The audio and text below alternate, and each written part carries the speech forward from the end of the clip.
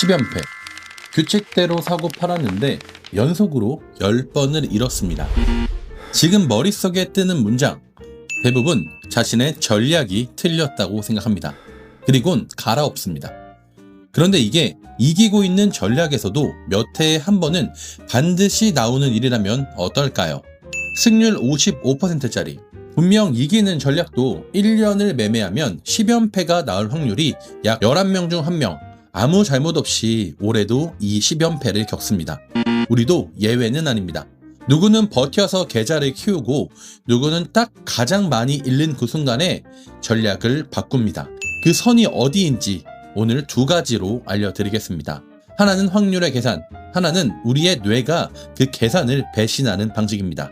지난 편에서 이야기한 그 기대값, 오늘은 그 함정의 다음 칸입니다. 플러스 전략을 찾는 것과 그걸 연패 속에서 끝까지 들고 가는 것은 완전히 다른 문제입니다. 사두고 있는 적립식이라면 크게 걸리진 않습니다. 그런데 우리는 사고 파는 사람입니다. 트레이딩은 매번이 결정입니다. 결정이 많다는 건 감정이 끼어들 자리가 그만큼 많다는 뜻입니다. 적극적으로 사고 파는 사람일수록 실력보단 심리에서 계좌가 먼저 무너집니다. 그래서 오늘 딱 하나를 구분하겠습니다. 언제가 견뎌야 할 정상 범위이고 언제가 진짜 경고인지 먼저 우리 모두 아는 데서 그 감을 잡고 시작하겠습니다. 자, 트레이딩에서 잠시 벗어나 야구입니다. 3할 타자가 10타석 연속 무안타에 빠질 확률 얼마쯤 될 것 같으신가요? 한 타석에서 못 칠 확률이 70%입니다. 10번 연속이면 0.7을 10번 곱합니다.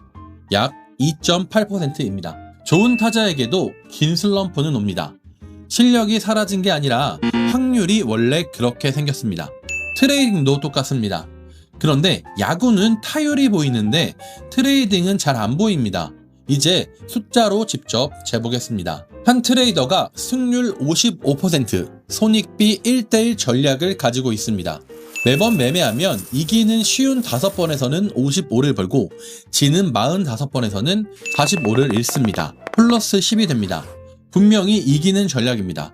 그런데 이 전략도 질 확률이 45%입니다. 45%가 10번 연속일 확률은 0.45를 10번 곱해 약 0.034%, 즉 3000번에 한 번 꼴입니다. 여기까지면 나한텐 안 오겠지 싶습니다. 전업 트레이딩이면 1년에 최소 500번의 매매, 그 500번 안에서 10연패를 적어도 한 번 겪을 확률은 약 9%입니다. 더 짧은 연패는 일상입니다.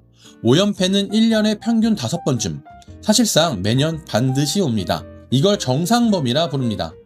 10연패의 계곡조차 이 범위를 벗어난 게 아닙니다. 여기서부터는 좀 나쁜 소식입니다. 정작 계좌를 무너뜨리는 건 이 10연패가 아니라 가장 많이 잃은 순간에 우리의 전략을 갈아엎는 우리 자신입니다. 여긴 뇌에 세 가지 습관이 겹쳐 있습니다. 첫 번째, 손실 회피입니다. 사람은 잃는 고통을 버는 기쁨에 약 2배로 느낍니다. 머리로는 정상 범위라 알아도 몸이 이 고통을 멈추라고 외칩니다. 둘째, 결과 편향입니다. 우리는 결정을 결과로 채점합니다. 규칙대로 제대로 했어도 결과가 손실이면 대부분 틀린 결정이라고 판단합니다. 셋째, 갈아탄 뒤엔 매몰 비용이 발목을 잡습니다. 모든 전략에 연패가 있으니 또 갈아탑니다. 이걸 전략 서핑이라 부릅니다. 매번 각 전략의 가장 나쁜 구간만 골라 겪습니다. 지난 편 카지노처럼 크게 잃은 밤 룰렛을 치워버리면 우위가 일할 기회 자체가 사라집니다. 그래서 봐야 할 단 하나는 결과가 아니라 결정의 질입니다. 규칙대로였다면 견뎌야 할 구간이고 전제가 깨졌을 때만 전략을 변경합니다. 이기는 전략이라도 연패는 옵니다. 실패하는 트레이더는 연패라는 결과에 과민 반응하고 돈을 버는 트레이더는 정상 범위인지 자신의 결정의 질을 먼저 봅니다. 이건 차트 밖에서도 똑같습니다. 커리어도 공부도 계곡을 지납니다. 살아남아 충분히 반복하는 것, 그게 확률을 우리 편에서 일하게 만드는 유일한 방법입니다.